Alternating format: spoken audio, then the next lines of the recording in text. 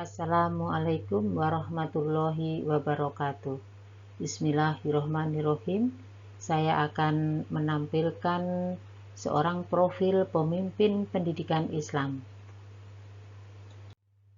Beliau adalah Kiai Haji Hasyim Asyhari. Kiai Haji Hasyim Asyhari lahir pada Selasa Kliwon, 24 Zulkaidah 1287 Hijriah, bertepatan dengan tanggal 14 Februari 1871 Masehi di Pesantren Gedang, Tambakrejo, Kabupaten Jombang. Beliau merupakan anak ketiga dari 11 bersaudara, putra dari pasangan Kiai Asyhari dan Nyai Halimah. Sosoknya dikenal sebagai tokoh ulama, pemikir dan pejuang, serta pahlawan nasional yang menjadi salah satu tokoh besar Indonesia abad ke-20. Kiai Haji Hasyim Asyhari mulai berkelana untuk belajar ke sejumlah pesantren di usia 15 tahun. Beliau pernah menjadi santri di Pesantren Wonorejo Jombang, Pesantren Wonokoyo Probolinggo, kemudian Pesantren Langitan Tuban, dan Pesantren Trenggilis Surabaya. Kiai Haji Hasyim Asyhari melanjutkan mencari ilmu ke Pesantren Kademangan Bangkalan Madura di bawah asuhan Kiai Khalil bin Abdul Latif.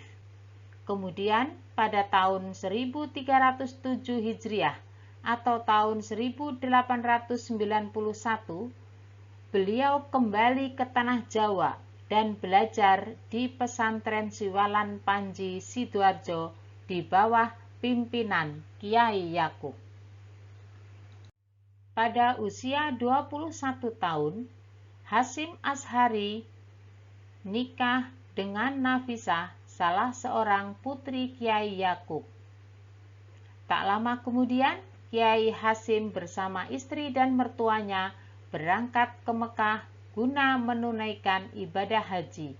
Kesempatan itu beliau gunakan untuk memperdalam ilmu pengetahuan.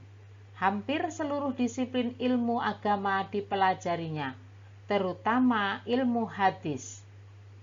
Pada periode kedua, beliau kembali ke Mekah. Kiai Hasyim rajin menemui ulama-ulama besar untuk belajar dan mengambil berkah dari mereka.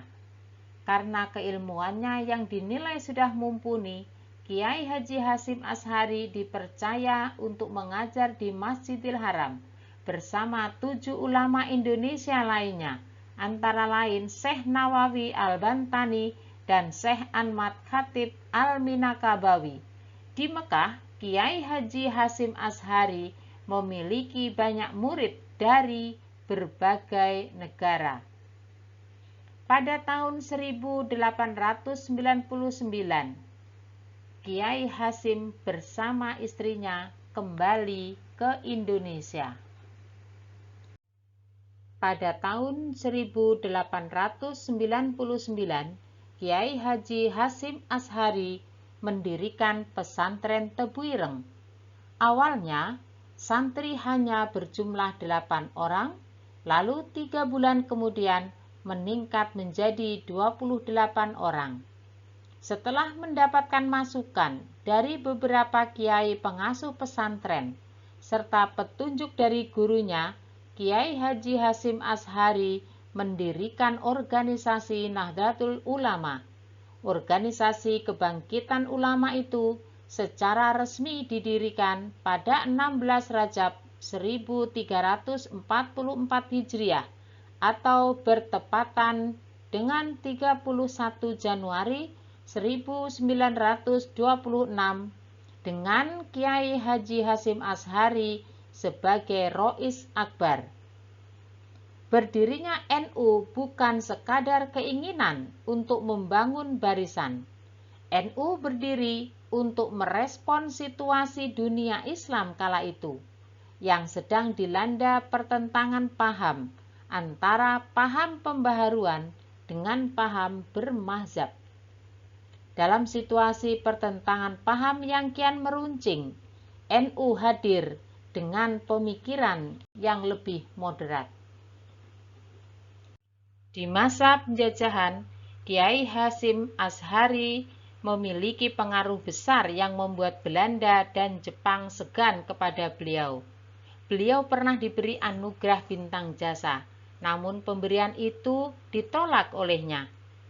Pada masa Belanda pula, Kiai Hasyim pernah mengeluarkan fatwa jihad melawan penjajah serta fatwa haram pergi haji dengan naik kapal milik Belanda. Sementara pada masa pendudukan Jepang, Kiai Haji Hasyim Asy'ari pernah ditahan karena menolak melakukan penghormatan ke arah Tokyo setiap pagi. Di masa awal Indonesia merdeka, Belanda dengan membonceng Nika bermaksud kembali menduduki Indonesia. Kiai Haji Hasyim Asy'ari bersama para ulama mengeluarkan resolusi jihad untuk melawan pasukan Belanda dan sekutu. Resolusi jihad yang ditandatangani di Surabaya tersebut mampu membangkitkan spirit perjuangan untuk mempertahankan kemerdekaan Indonesia. Fatwa jihad itu memunculkan gerakan perlawanan di mana-mana terhadap tentara Belanda dan sekutu. Salah satu yang terbesar dan heroik, yakni pertempuran di Surabaya oleh arek-arek Surabaya pada 10 November 1945. Pada tanggal 25 Juli 1947, Kiai Haji Hasyim Asy'ari wafat, yang bertepatan dengan 7 Ramadan 1366 Hijriah. Jenazah beliau dikebumikan di pesantren Tebu Ireng, Jombang. Atas jasanya semasa hidupnya terhadap negara, Syekh Hasyim Asy'ari ditetapkan sebagai pahlawan nasional pada 17 November 1964. Dari biografi beliau, kita dapat mengambil keteladanan, yaitu 1. Dapat menyatukan ulama, yang kedua anti penjajah, ketiga belajar ilmu agama, dan yang keempat berjiwa nasionalis.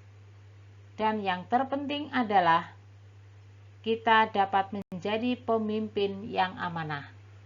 Demikian yang dapat saya sampaikan. Mohon maaf atas segala kekurangan. Akhirul kalam, wassalamualaikum warahmatullahi wabarakatuh.